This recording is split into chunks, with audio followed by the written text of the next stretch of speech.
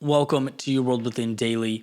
I'm Eddie Pinero, and in this episode, I'm going to talk about the idea that the things around us, the things we aren't happy with, the things we aren't content with, and the things that we've simply accepted, we've conceded to, don't have to be that way. And the sooner we realize that, the better. I'm going to tell you a story about sort of a light bulb going off in my head recently with regard to change, with regard to being proactive about the life that I want, and hopefully give you guys something to use to make your situation better, more conducive to what you're trying to do.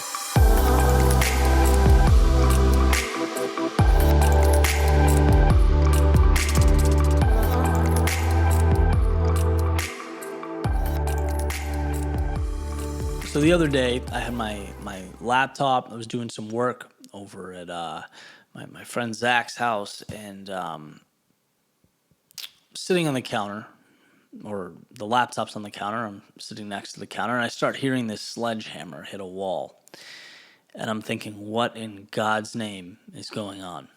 Right? So close the laptop, run down the hall, and Zach's standing there, and he's just destroying part of his wall. And I'm like, dude, what in God's name is going on? Why are you what are you doing? And he's like, well, I was looking around and I figured I could use more room for shoes. And I just kind of stood there. I looked at him. I'm like, shoes. So essentially, he realized that he wanted more closets in his room. So he pulled a sledgehammer from the basement and created a closet. And so probably not a big deal to some people. To me, like, that would just never cross my mind. I'd never walk into a room and think, this is great, but you need to take that wall down. It'd be like, this either works or it doesn't, right? These are the parameters and I'm going to live within them. That's the way it works.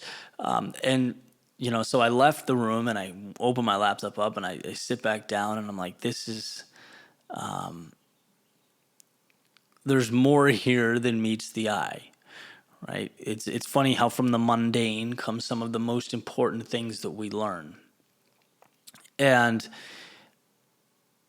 there are plenty of places in life where I have conceded to the initial structure, if you will, the way things are, where it hasn't crossed my mind, hey, where can I take a metaphorical sledgehammer to this thing and make it mine, make it more conducive to what I need, to what I want. And that's why there's so much power in being around that and people that think that way and push that way. Now for him, his whole house is like that. It's like remade, and he just tweaks it and changes things. And it's a mentality that he implements into his day to day. And, I certainly do in some areas, but like so many things, there's blind spots. And the continuous reminder that you are existing instead of flourishing or living in a particular area, that you have accepted life as is as opposed to what it can be, it's important because you have the ability to take a sledgehammer to anything in your life and remake it. Life is clay. So long as you realize that you can mold it and shape it and change it to do what you want to do. And that's why I thought that was such a powerful story. And I'll play you a clip from Friday's video where I talk about hope sort of being a two-part thing. Like, one, understanding it's possible, and then two, realizing that you have the power to make it happen. Those two things hand in hand are an incredibly powerful combination. So I hope you get something from the video. And, most importantly, as with all these morning podcasts, realize that you can change something in your life that you're not happy with. Maybe, it's a tap on the shoulder that you're sitting back and accepting something as reality that doesn't need to be. Understanding is step one. So, hey, I hope this video helps you. If it does, please rate, subscribe, review, and, grateful for that. All right, so here is hope. Hope. That bridge that connects the present to a more ideal world.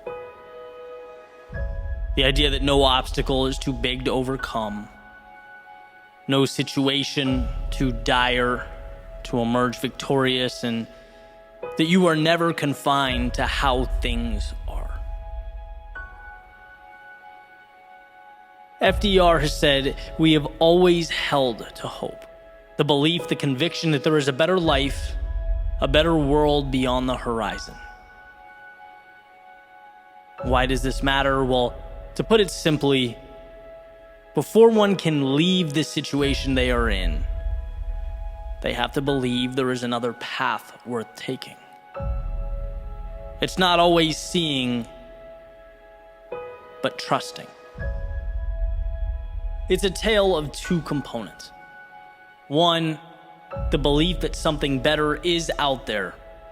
And two, the belief that you are strong enough to bridge that gap to create that world. So let's start with number one. There was a study done by Kurt Richter in the 1950s, and he used rats. And it was kind of a gruesome experiment, but definitely worth talking about because the takeaway is incredible, right? And I kind of cherry-picked the relevant parts of the experiment. Basically, he wanted to delve into the role that hope plays in our lives. And what he would do is he would drop rats into a jar of water and observe. See how long they would swim before they drown. And for the most part, these rats would swim for a minute or two and then ultimately give up, right? There was this innate feeling of hopelessness.